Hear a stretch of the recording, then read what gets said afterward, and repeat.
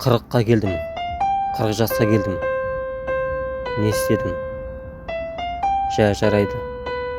Осы жұрттар көлік алдым, үй салдым, пәтер алдым, бизнес аштым, фирма аштым деп ойлайды. Бұлардікі дұрыс шығар. Әрине, бірақ артында қандай із қалдырады? Қандай білім, ғылым, өнер, мәдениет қалдырды? Қандай шығармашылықпен ұштастырды өмірін? Бала-шағасына қандай тәрбие берді? Сонысы маңызды. Айта кетерлік, мен енді ешқандай басында баспана болмаса да, фирмам не бизнесім болмаса да, үкіметтен қыруар қомақты қаржы алмасам да, әйтеуір бір соңында ызғалдырайтындай бір ән қалдырдым.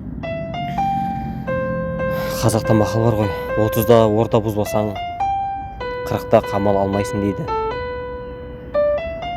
Бұлар қазіргі заманның түсінуінше үй алу, жер алып, көлік алу, бала-шағасын киіндіру, қыдырту, шетелге оқыту, шетелге қыдырту айтады. Ол әрқайсысы енді дұрыс шығар олардікі де, бірақ мынаны еске ұстаған жөн. Ұрпағына қандай аманат қалдырды, қандай үлгі өнеге қалдырды, қандай тәлім тәрбие қалдырды, соңы бізге маңызды.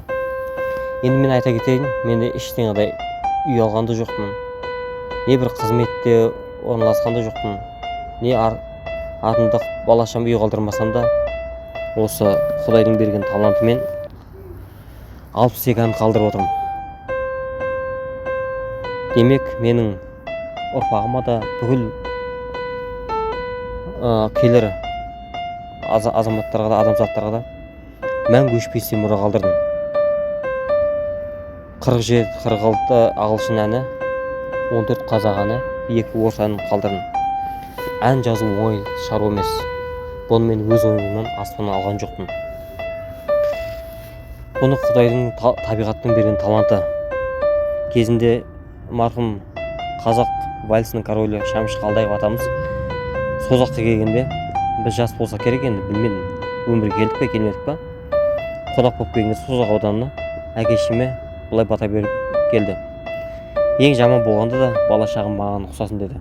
Сол кісінің батасы ма, ең жаман батасының өзі осындай болса, ал басқа жақсы батасы болса қандай болар едім? Мен айтып кетерім, негізі мен ешқандай сыртта алған, жерде алған адам емеспін. Ата-бабаларым текті қазақ. Яғни мен де кезінде оқытушы болдым, мұғалім болдым. Мектепте 4 пен 5-ке деген бағамен бітірдім. Жоғары білім бар. Темір жол саласында және тасымалдауды ұйымдастыру және басқарма мамандығын бітіріп шығып, одан 5 жыл бойы колледж бен университетте оқытушылық қызмет атқардым.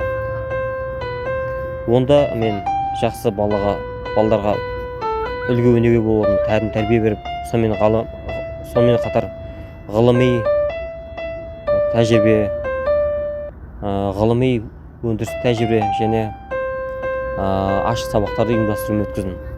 Бүкіл оқытушылар да, оқушылар да маған ризашылығын білдіріп жатты. Яғни көшеде де көріп жатса, Роллан ағай деп мені сыйласып өтеді. Қанша марапаттауларым бар. Яғни бұл жерде мен колледжде де жақсы естеліктер қалдырдым. Өзіме мысалы темір жол туралы кітаптар шығардым.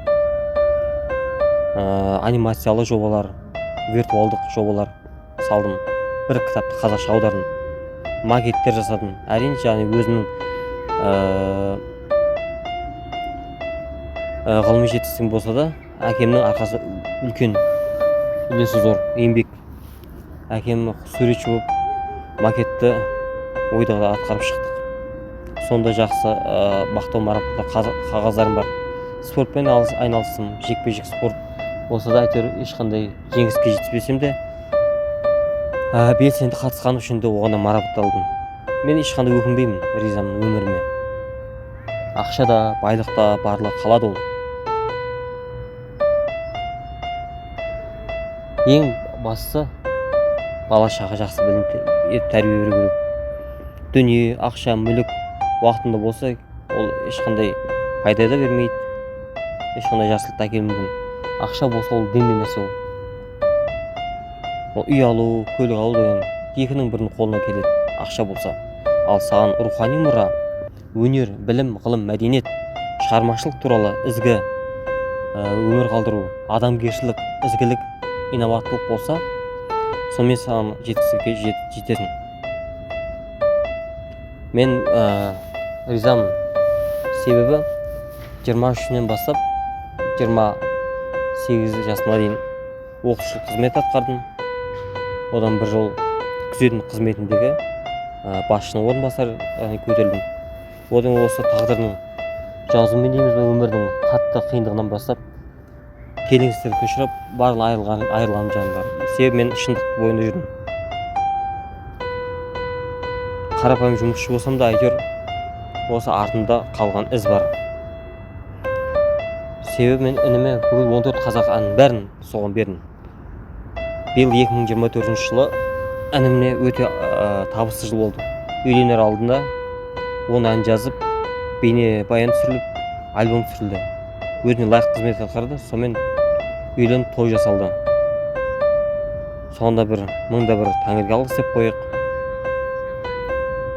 Мен енді бақыттымын десем де болады. Себебі артымда үлкен шығармашылық қалдырып, бүкіл ұрпағым соны көретін болады. Сіздермен болған Қазақстан Республикасының жазушылары одағының қазақ авторлық қоғамының мүшесі Ролан Аскарбеков.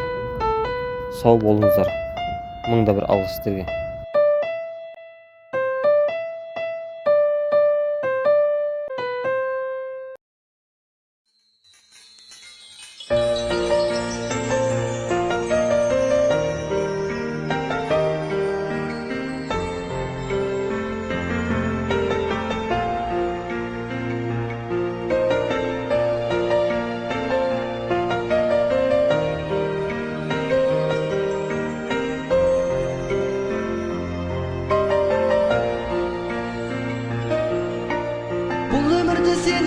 Сенен артық жан бар ма? Жетеледің армандардан арманға. Ұя салған от кеудеме пейдары. Ұялаған барлығының тамданба. Еркелеп көре бердім.